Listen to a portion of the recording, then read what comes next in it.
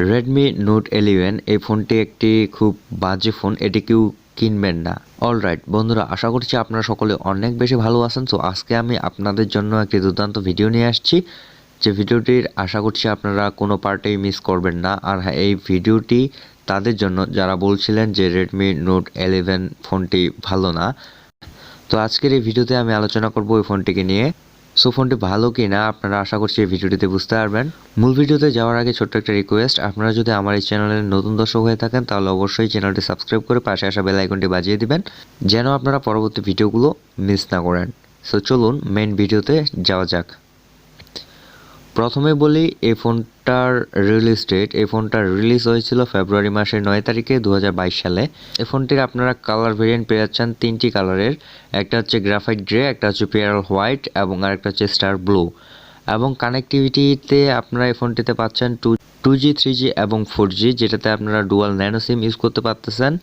এবং এই ফোনটাতে আপনারা ওয়াল and Bluetooth, GPS, FM radio, USB V2.0 এবং OTG সাপোর্ট এবং USB টাইপ সি সাপোর্ট, এবং আপনারা এখানে আরও অনেক কিছু ফিচার্স পেয়ে যাচ্ছেন। ফোনটার বডি পাঁচল গরিলা গ্লাস 3 ফন্ট আর প্লাস্টিক বডি হওয়ার কারণে, এবং ডাইমেনশন 159.9 ইন্টু 73.9 ইন্টু 8.1 মিলিমিটার্সের, এবং ওয়েট 179 গ্রামস এবং সাইজ 6.43 ইঞ্চিস হওয়ার কারণে খুব স্লিমই মনে হবে এবং হাতের সাথে আপনার ইউজ করতে অনেক কমফোর্টেবল মনে হবে। আর এই ফোনটিতে আপনারা ফুল HD প্লাস এখানে 1080x2400 পিক্সেলসের ভিডিও দেখতে পারবেন। এই ফোনটির টেক স্ক্রিন হচ্ছে অ্যামোলেড ডিসপ্লে, এবং এই ডিসপ্লের প্রোটেকশন হিসেবে আপনারা পেয়ে যাচ্ছেন Corning gorilla glass 3।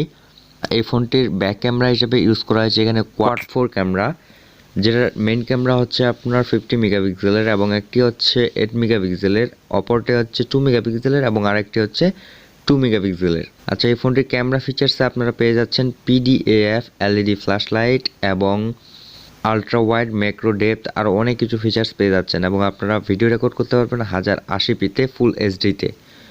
Front camera হিসেবে এই ফোনটিতে ইউজ করা হয়েছে 13 মেগাপিক্সেলের একটি সেলফি ক্যামেরা, যেটাতেও আপনারা ফুল এইচডিতে ভিডিও রেকর্ডিং করতে পারবেন।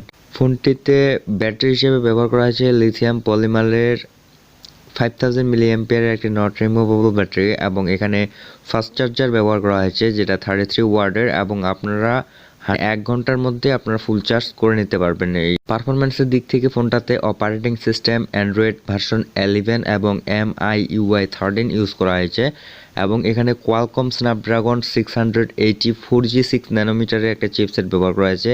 বন্ধুরা, আপনারা সকলেই জানেন ফোনের যে কোনো সাইট স্পিডের দিক থেকে কোয়ালকম স্ন্যাপড্রাগনের চিপসেটটা কতটা আকর্ষণীয় বা কতটা দুর্দান্ত। আর এই ফোনটির প্রসেসর হচ্ছে octa core up to 2.4 GHz এবং জিপিইউ হচ্ছে Adreno 610। বন্ধুরা, আপনারা চিন্তা করতে পারেন এই ফোনটার স্পিড বা পারফরমেন্স কতটা আগুন হতে পারে।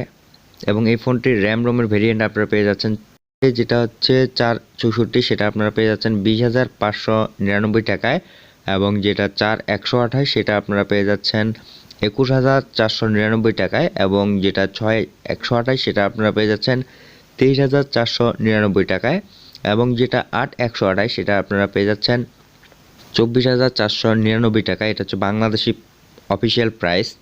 এই ফোনটিতে আরেকটি আকর্ষণীয় বিষয় হচ্ছে এখানে লাউড স্পিকার, স্টেরিও স্পিকার ব্যবহার করা হয়েছে, যেটা দুই পাশে স্পিকার।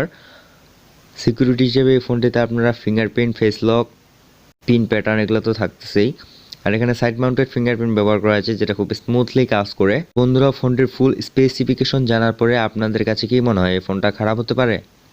আমি বলবো এই ফোনটার যদি রিভিউয়ের দিক থেকে 10-এর মধ্যে আমি 9 দিব এই ফোনটাকে। এই ফোনটা এই বাজেটের মধ্যে একটা জোস ফোন, মানে আমি আগেই বলছিলাম যে নর্মাল ইউজার থেকে শুরু করে একটা হেভি ইউজার পর্যন্ত এই ফোনটা পারফেক্ট একটা ফোন। সো যারা বলছিলেন যে এই ফোনটা ভালো না, তাদের জন্য এই ভিডিওটা। আপনারা এখন নিজে বলুন কমেন্ট বক্সে ফোনটা ভালো কি না।